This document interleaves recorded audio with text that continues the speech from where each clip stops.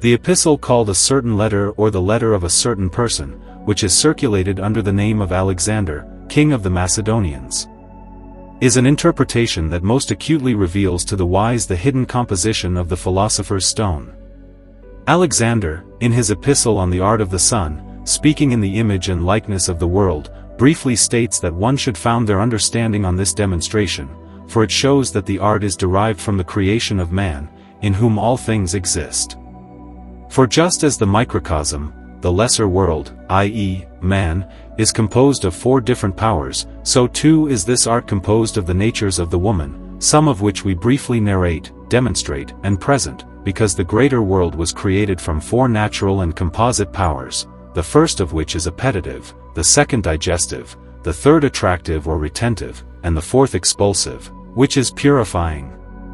And there is a 5th essence, which lives without an external life, which describes, generates, and unites the other 4 that I mentioned to you.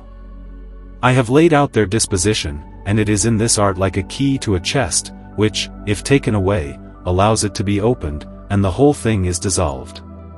For it is like a bond holding its sides together, because the entire mastery of this thing must be carefully understood through these powers in this art. This art is perfected only by those who study through vigilance and with its temperance. For, as I said before, the beginning of its action comes from 4 operating powers, namely, appetitive, retentive, digestive, and expulsive, which is purifying. The 5th is, namely, the soul, which is most bright from light. Now, let us describe the dispositions of these kinds, and explain their power. So let us narrate what among them is warm, what is cold, what is masculine, and what is feminine, and through the diversity of their heat and difference of gender, let us not err nor deviate, for if there is a mismatch between hot and cold, and masculine and feminine, your work will in no way be perfected, unless it is directed properly. And know this, nothing is born without male and female, and no sprout is created without heat and moisture, and cold and dryness. The appetitive power is masculine, hot and dry, and is fire that contains. The retentive power is feminine, cold and dry, and is earth. The digestive or transformative power is masculine, hot and moist, and is air. The expulsive power is feminine, cold and moist, and is water, which purifies.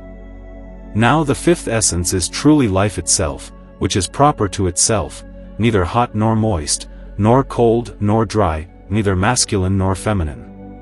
However, if it is transformed through the powers of these elements into dryness, its opposite, it is corrupted. So that you do not go astray in your work by seeking it in some watery place, I shall show you its location. If, therefore, you wish to dissolve the water of life through coldness, you are more likely to coagulate it. But if you wish to make the water cold, you actually heat it more, unless you properly align each nature of each power with the intention of your work, you will corrupt the operation. It must also be known that the appetitive power, which is hot and dry, is strengthened by fire. The retentive power, which is cold and dry, gathers heat within bodies and, by stirring, it sinks into the colors, and is earth. The digestive power is masculine and purifying, the one that purifies the body, because it excels in its nature with rust, possibly metaphorically, and then impresses nature accidentally.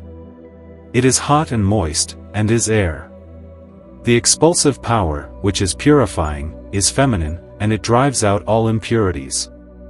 When something is poured into it, it transfers it into itself, and they can never again be separated, just as poison, once poured into the body, cannot be separated. This power acts warmly in bodies, and nature is thereby disposed, and gathers their wine, possibly an allegory for essence or spirit. Yet it is cold and moist, and it is water. And the 5th essence, which directs and completes the whole work, is the soul joined to the body, the conjunction of which some have wrongly performed in their work, and so they have gone astray, taking useless things in place of the useful. There are also those who, working as we instructed, followed the path directly but diminished it, and acted according to their own opinions, and thus the whole work was ruined, and a stone was made instead. Indeed, I tell you, if you wish to complete your work, begin as I have commanded. Now it remains to assign names to the species, and we must not forget that the things you work with must not be of a transparent nature, but of the kind from which the microcosm, the lesser world, i.e., man, was created. I will now name them for you according to their properties. Sulfur is fire and earth. Magnesia and air are to be mined. Water is quicksilver, mercury, which is submerged into the body. The fifth essence is the spirit, which gives life to all things, alters all things, causes all seed to sprout, all light to shine, and all fruits to bloom. With such governance, it is necessary to direct this work.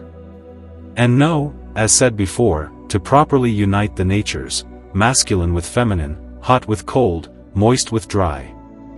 Then you must nourish the water, the spirit, and the light, because the work is founded upon various natures. The body is composed from its melancholy, possibly a reference to black bile or saturnine substance, and its quantity is like the volume of a liver. From red choler arises its flaw. When this is done, those things that come to the spiritual operation must be digested. From these, air is joined, which is the blood flowing through all the veins of the body, continuing until it is turned into a red color. Water is phlegm, which resides in the chest and appears in form through golden instruments. And thus, by the power of the previously mentioned elements, the entire body is made perfect. Therefore, study to wisely govern all these natures, and place the vessel with its like or with its opposite into the projection with tincture, and your work will be directed according to the grace I have granted you, since I have described to you the species that must be governed step by step, until the bodies become spirit.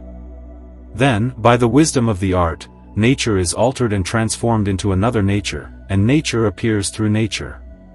After the accidents of that nature, it is necessary for you to unite two natures, until from them you extract a clear and shining nature, which, when it ascends to the highest, is retained, begins to shine, and becomes harmonized. And know that in this art I speak nothing unphilosophically. In the dissolution of liquefaction, above all, caution must be taken so that you do not exceed the proper measure in ascent, because in liquefaction lies the entire secret, the alteration of all natures. Understand how one nature is changed into another, until the substance becomes fixed and constant, no longer fleeing or changing. From this, the entrance harmonizes the dark elements, for each part is discerned. And immediately, nature appears through nature. Thus, the rare nature of fixed things is harmonized by liquefaction. And the water, which is called by the wise the water of wisdom, and the arcana, which are temperate and moist, because unless you refine the natures and make them thin, they will not be able to take on color. Therefore, you must moisten the body with this watery process. Know that whiteness comes in coagulation, and that the species of the spirit correct each other mutually. I also say to you, my son, who desires to be corrected, do not use raw or unrefined substances, but those which are putrefied and harmonized, those which ascend and descend. I, without doubt, have discovered certain ointments that rise up, are radiant, illuminated, and in them I found hidden secrets. If you truly govern them well, the nature of the hidden things you possess will appear plainly, that is, the white earth through shining and known silver. And know that some bodies require dissolution, others elevation, in order to impart color, and to become shining and illuminated, in which all bodies are dissolved. Also know that, according to their nature, secrets are hidden within them. If they are governed according to the hidden nature, those things will appear to you which appeared to Hermes the philosopher. And this is the white earth near silver. Therefore, prepare the bodies that heal themselves when the white earth is fixed, so that they remain stable. Place it carefully, lest fire burn it with its flame, but melt it as you would melt wax. And remember that this is called the water that enters again. Therefore, in your arts, believe that there are two hammers, one is attributed to the sun, the other to the moon. Then follow two orders, which are to be governed in a way appropriately shaped for our doubtful understanding. Behold, I have numbered everything. I have revealed the heavenly secret. I have illuminated a difficult and hidden science. I have confirmed a complete method for governance. Therefore, I swear to you that I have hidden nothing, I have not altered or misrepresented any species, nor assigned alien genera to foreign places. Therefore, if you read and understand my writings, you will arrive at your goal, and you will give thanks to God.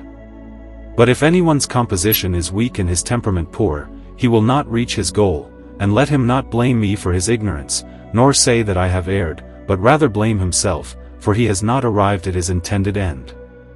End of the interpretation of the letter of King Alexander.